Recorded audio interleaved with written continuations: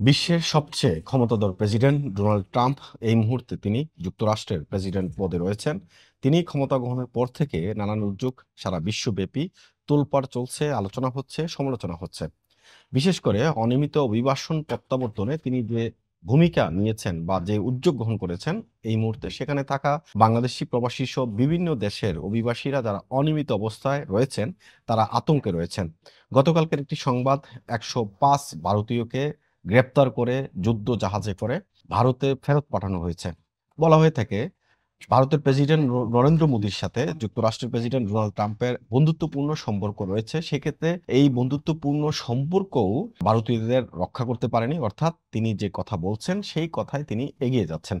ভারতের সংবাদ মাধ্যম বলছে যে সমস্ত অনিয়মিত অভিবাসীকে গ্রেপ্তার করা হয়েছে এবং ফেরত পাঠানো হয়েছে তাদেরকে যাচাই বাছাই করবে তারা ভারতে কোনো অপরাধ করে যুক্তরাষ্ট্রে পালিয়ে গিয়েছিল কিনা কিংবা যুক্তরাষ্ট্রে কোনো বড় ধরনের অপরাধ করেছে কিনা।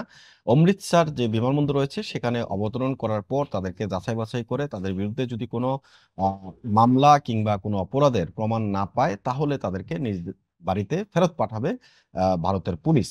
সেক্ষেত্রে অনেক বাংলাদেশীও কিন্তু আমরা গণমাধ্যমে দেখছি আতঙ্কে রয়েছে। এই যে অনিয়মিত অভিবাসন প্রত্যাবর্তনে যুক্তরাষ্ট্রের প্রেসিডেন্ট ডোনাল্ড ট্রাম্পের এই উদ্যোগের ফলে এবং বিভিন্ন জায়গায় তল্লাশি হচ্ছে, গ্রেপ্তার হচ্ছে, এই খবর সামনে আসছে।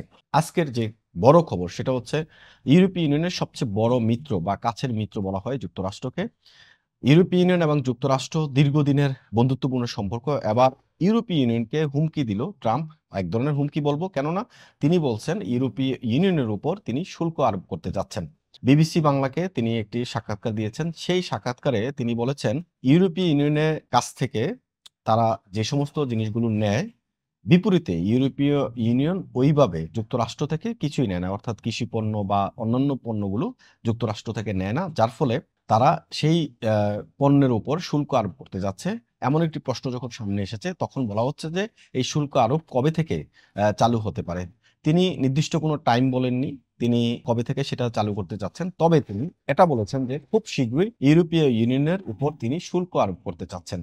তিনি আরো বলেছেন যে যুক্তরাষ্ট্রকে সবাই ঠকাচ্ছে এবং যে ন্যায্যতা পাওয়া উচিত যুক্তরাষ্ট্রের সেই ন্যায্যতা যুক্তরাষ্ট্র পাচ্ছে না এবং তিনি সবকিছুর একটা পরিবর্তন ঘটাতে যাচ্ছেন এমন একটি কথা বলেছেন। এখন বড় কথা হচ্ছে যে ইউরোপীয় ইউনিয়ন এই বিষয়ে তাদের প্রতিক্রিয়া এখনো জানায়নি। ইউরোপীয় ইউনিয়ন কিভাবে এই বিষয়গুলো মোকাবেলা করবে, কারণ আমি শুরুতেই বলছিলাম যে ইউরোপীয় ইউনিয়নের সবচেয়ে বড় বা কাছের মিত্র হচ্ছে যুক্তরাষ্ট্র।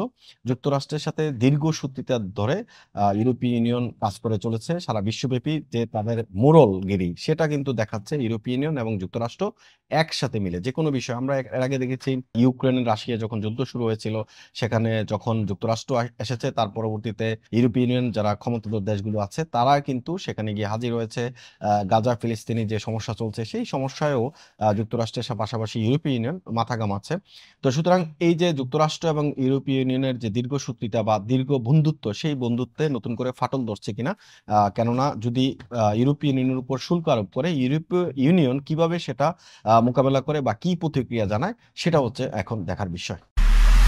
এমআইবি সংবাদ ও সংবাদ সংশ্লিষ্ট অনুষ্ঠান দেখতে ভিজিট করুন www.mibtelevision.tv ও facebook.com/mibtelevision.tv এবং সাবস্ক্রাইব করুন youtube.com/mibtelevision এ। এমআইবি টেলিভিশন, সত্য খবর, সঠিক খবর।